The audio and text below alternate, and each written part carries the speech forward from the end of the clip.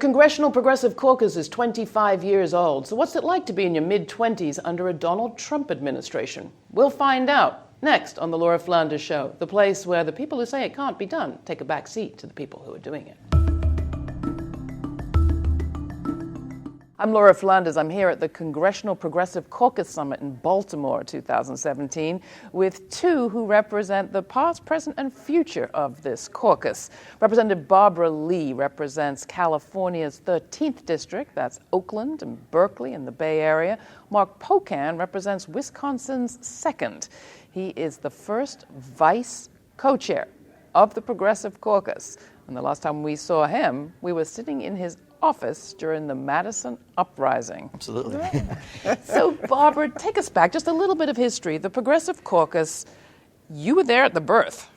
1991, somewhere in there? Well, I worked for former Congressman Ron Dellums, a great warrior who was one of the founders of the Congressional Progressive Caucus. And he had this vision, along with the founders, of bringing together groups of individual members of Congress to put together a progressive agenda on Capitol Hill. And here we are 25 years later, the strongest, I think, and the largest caucus on Capitol Hill. All right, the strongest, but you have to say we're not in a very progressive moment on Capitol Hill. No, I would disagree. I think we are. When you look at the votes of the majority of Democrats as it relates to the progressive agenda, votes that the Progressive Caucus members put forward in terms of amendments and legislation, you'll see that the majority of the Democratic caucus are with us. All right. What do you think, Mark? Yeah, absolutely. In fact, when you look at, we are the largest values-based caucus within the House Democrats. I think we have something like 14 ranking members on subcommittees and committees. We've got a lot of power positions within leadership. I think there's a lot of potential. The freshman class that just got elected, I think we're one person shy of a majority of them joining our caucus over all the other caucuses out there. So I see a lot of good, positive movement. All right, so I want to believe, I really want to believe, but people are going to tune into this and say, what planet are these people living on? Donald Trump just got inaugurated. We have horrendous legislation coming at us from every direction. Executive orders are threatening our lives. Why are you feeling so upbeat, Mark? Because we can be that legislative arm of the resistance, and everyone else can have not only their voices calling representatives and trying to impact the change they want to, but working with the grassroots groups, double down on any organization that they think an issue is at risk with the Trump administration, support that group, volunteer with that group, and you can have a magnified voice. So we've had victories already. The first day we beat back gutting the ethics laws for members of Congress.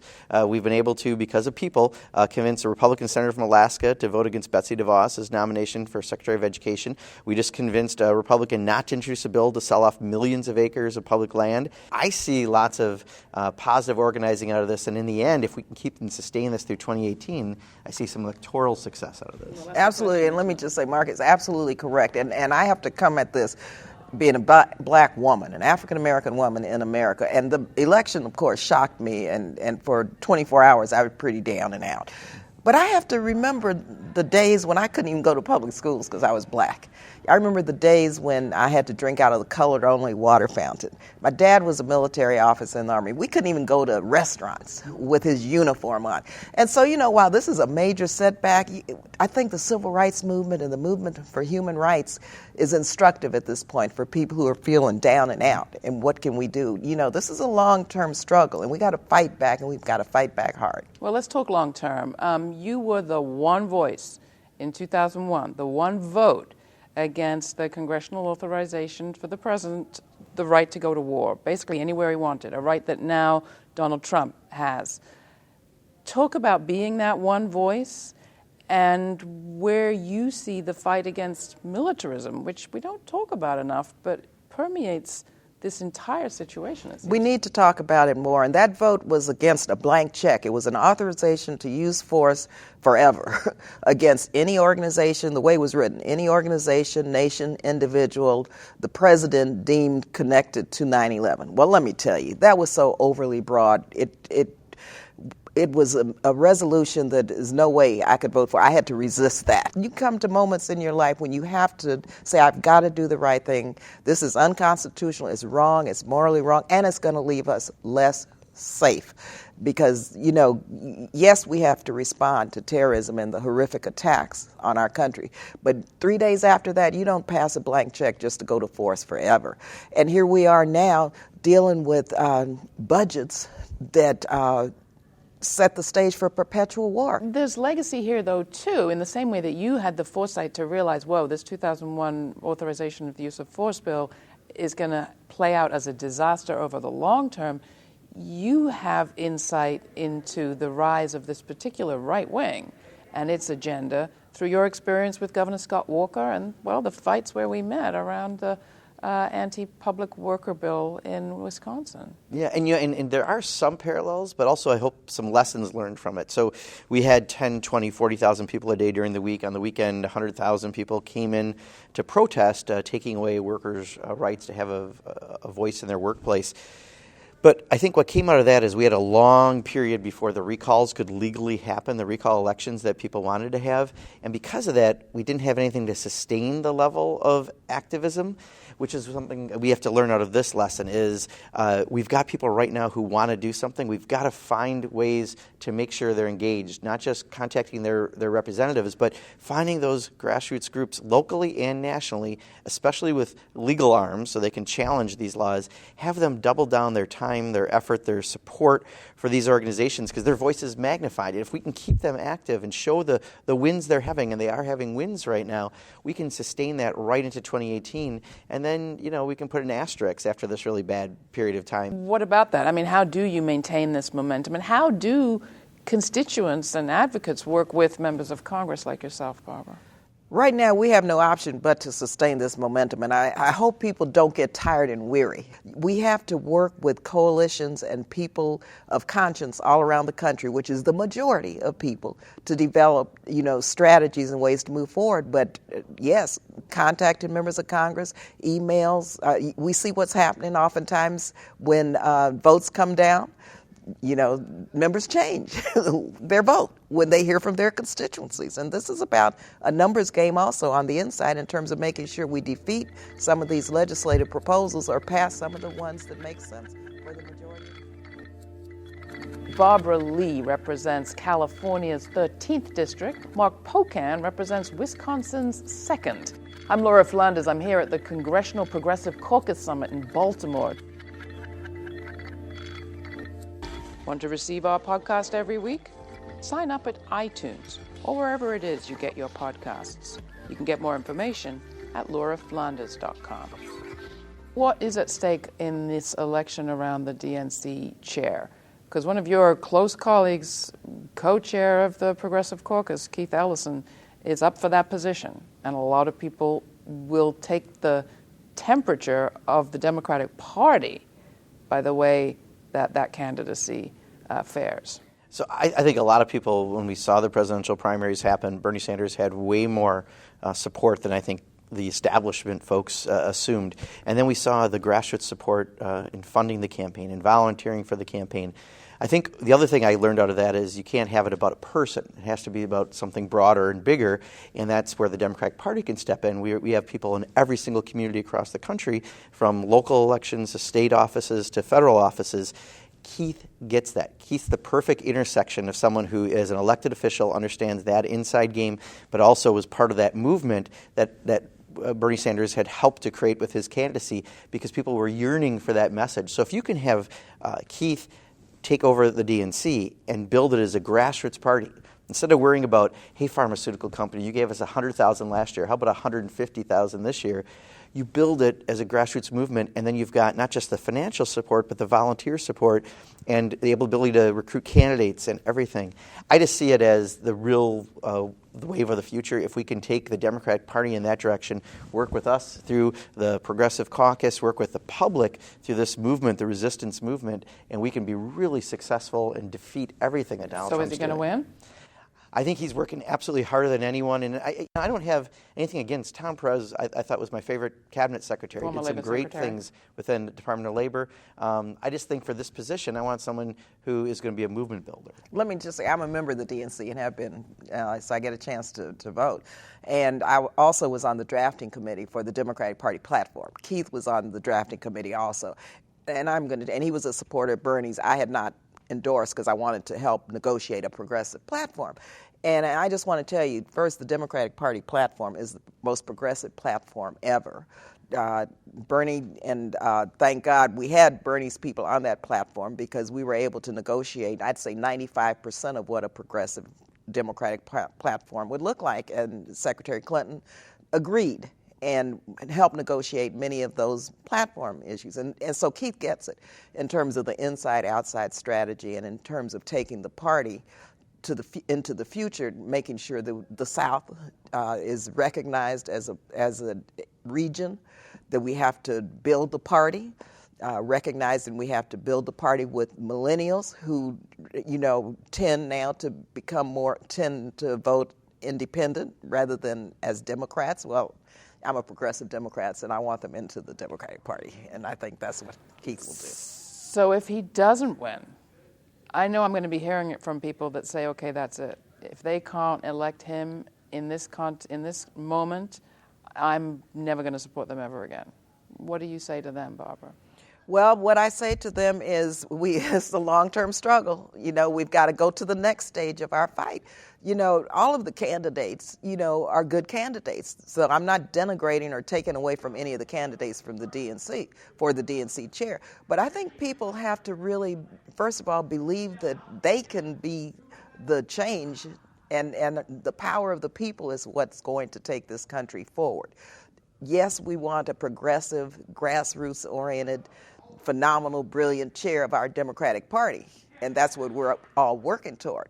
But again, in this democracy, we have, the notion that people's voices, that's the central tenet to this democracy. It's the people's voices, it's the power of the people that's going to make the change. So people have to stay engaged regardless of who wins or loses an election for any office. And honestly, people should be joining the party and making the party represent their values. Right? So that's the other thing I guess I'd push back, that we need everyone to be as active within the party and make the party then the progressive values that they have. Because if we just leave it to the people who are currently there, if they're not happy, then you're kind of checking out of the system. And I think that would be the worst thing. And we just need to keep pushing forward. Yeah, and let me tell you, I didn't want to join the Democratic Party in the early 70s. I was like working as a community worker with the Black Panther Party. I was president of Black Student Union, and I was a revolutionary. And you couldn't tell me, joining and registering to vote was something that would change the world. Here comes Shirley Chisholm, African-American woman running for the presidency. And I had a chance to get to know her, and she insisted that I register to vote. And she asked me to work in her campaign. I did. I had a class. I got an A in the class when I was going to fail it because I wasn't going to work in any of the presidential campaigns. The rest is history. But, and my whole deal was trying to make the Democratic Party more inclusive, more democratic, and more representative of everyone. And so we can't give up, but I'm going to continue to push for new people, new voices, more progressive voices, more diverse voices into the party. All right. Thank you both. Representatives Lee and Pocan, it's always a pleasure and honor to be with you. Keep up the good fight. I don't know how you do it, but go for it. Thanks. Thanks. That was Congresswoman Barbara Lee, who represents California's 13th District, the Bay Area, and Mark Pocan, who represents Wisconsin's 2nd. They were at the Congressional Progressive Caucus Summit in Baltimore this spring. I'm Laura Flanders. Much more to come. You can get a copy of this week's show by subscribing to this podcast at iTunes, Stitcher, or lauraflanders.com. Just go to the website for more information. And don't forget to rate us if you're enjoying the show. Thanks. What's it like being in Congress right now? We'll find out with our next guests. Pramila Jayapal represents Washington's 7th District. Yvette Clarke represents New York's 9th. I ask them both, what's it like to be in Washington these days? Tell us a little bit about what you're seeing in your constituency, Yvette, in these times since the Trump election. Well, we're seeing a range of dynamics taking place. One, Central Brooklyn has to have one of the largest immigrant populations, very diverse immigrant populations in the United States. And, of course, we're seeing some fear. We're seeing immediate reaction to Donald Trump's executive orders, concern about relatives, families, how expansive the executive order will ultimately become. Alongside that, we have an activist spirit that has been unleashed. Clearly, when you see people rush to the federal court in Brooklyn to get a stay on the order because we saw what was happening immediately at JFK Airport, Brooklynites are activated.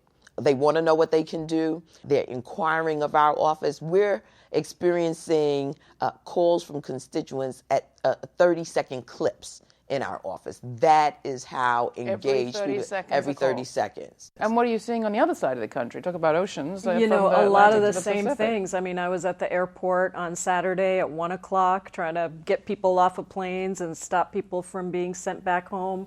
And you're talking about Seattle. Seattle and SeaTac, and thousands of people showed up to the airport as they did around the country. Nobody called them out there. They just heard that it was happening and they immediately ran out. So I think the level of activism is incredibly high. Our office is shut down by calls in a good way. I mean, they're all fabulous, engaged calls telling us to fight, telling us to make sure we're protecting people. But same thing, just overwhelmed with calls. But I'll tell you that there's a tremendous amount of fear across the country, and it is really tough for people right now who just feel like they're in limbo. They feel like this president and his administration is out to make sure that they do not stay here in this country, or that if they're workers, that they feel like everything is being stripped away.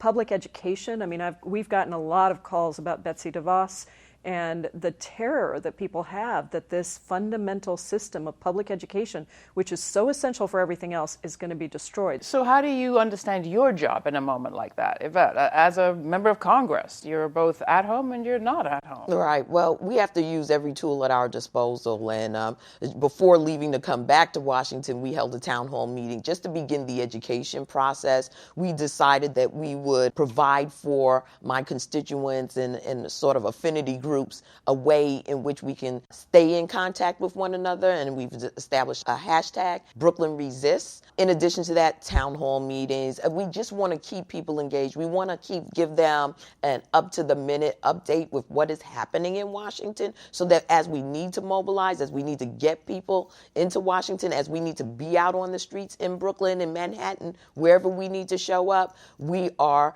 ready at a moment's notice to activate our activists in a very, very directed action at pushing back on the Trump administration. How about you, Pramila? I have to say, on Inauguration Day, I was in Washington and I thought of you. I thought, wow, what a time to come into Congress. I know, what a time to come in. But sometimes the universe tells you you're supposed to be somewhere, and I'm so proud to have the opportunity to take this platform that I have and use it to continue the work that I've been doing, fighting for workers and immigrants and refugees. So for us, it's really threefold in terms of what we can do and how I use the platform. First, it's constituent services. I mean, we are getting a lot of calls from people who really need our help on their family situation, and we are doing everything we can to make sure we're responsive to helping constituents deal with their situation in the moment.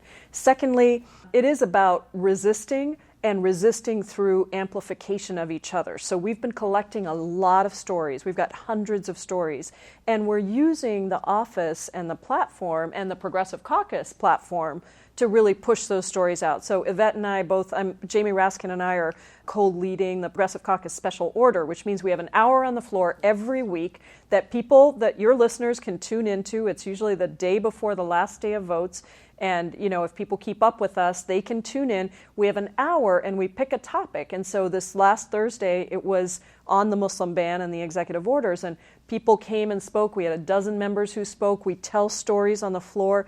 And then our networks can clip those pieces and send them out to their folks so that we're amplifying each other. And then the third is really thinking about what are the bills that we need to introduce. Listen, we have so few legislative tools in the House minority. That's what I found out is it's all directed to make sure the power is in the hands of the majority. But what we do have is the court of public opinion. So if we can introduce bills to show what our vision is, and that's both to push back on what's happening with Donald Trump, but also to put forward a positive vision of an infrastructure package that really does work for all of us, or immigrant rights, access to counsel. I'm working on an access to counsel bill. I mean, things like that really show the American people what we're fighting for, then that's also really important. Pramila Jayapal represents Washington's 7th District. Yvette Clarke represents New York's 9th. I'm Laura Flanders. I'm here at the Congressional Progressive Caucus Summit in Baltimore. For more information, go to lauraflanders.com. Talk a little bit more about constituency services, because certainly if you go to other countries and you look at their political organizations, they're quite often related to direct services. I mean, if you want to talk about the growth of political parties in the Middle East and in Africa and Latin America, there's direct assistance that's being provided to constituencies, sometimes at the level of soup kitchens and healthcare, but certainly advice.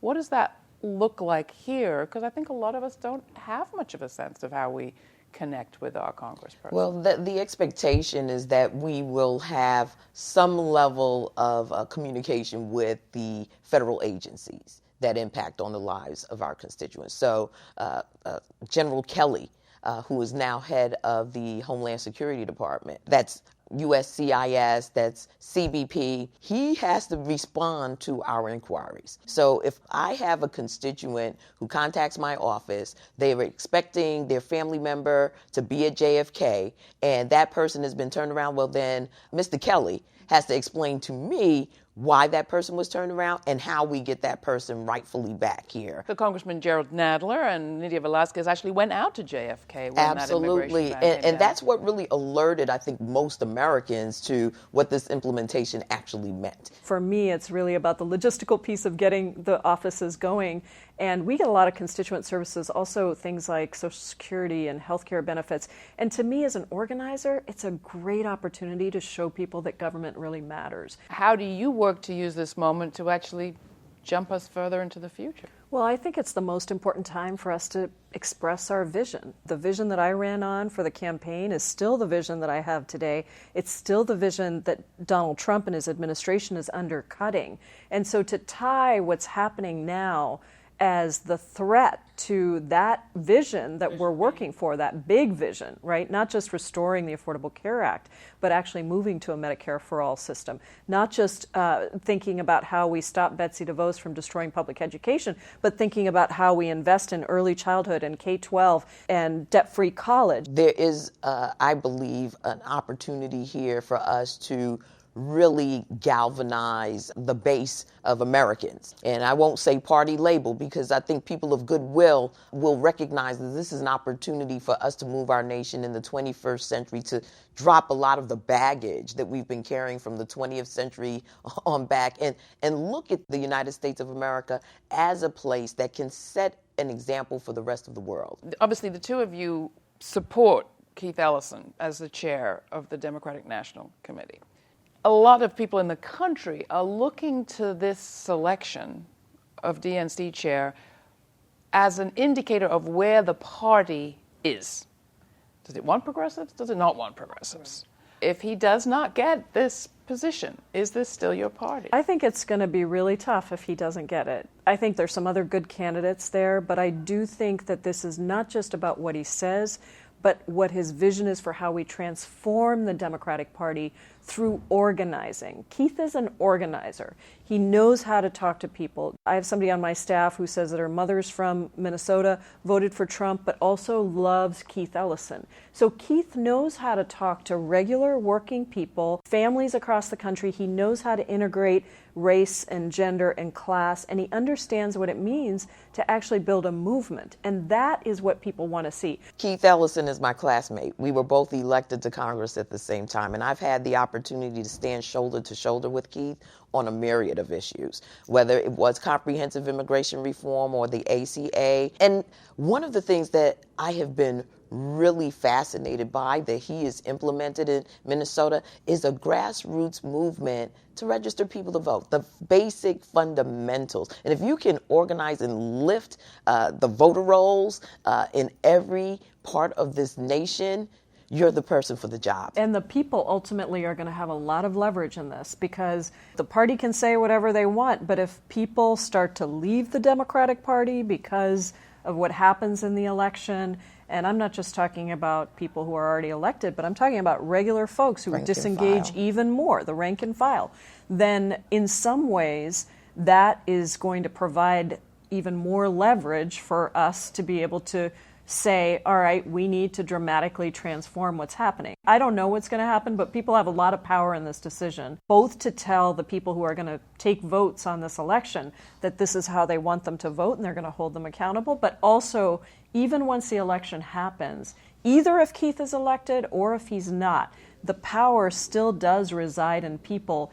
either building the Democratic Party or fleeing the Democratic Party. All right. Thank you both. Great talking to you. Good luck to you. Thank you. Thank you. That was Pramila Jayapal representing Washington's 7th and Yvette Clarke representing New York's 9th District at the Congressional Progressive Caucus Summit in Baltimore this spring. I'm Laura Flanders. You can find another interview of mine with Pramila Jayapal when she was still running for office last fall at our website. That's lauraflanders.com. And don't forget to be in touch and write to me. Tell me what you think. That's Laura at lauraflanders.com. Thanks for listening.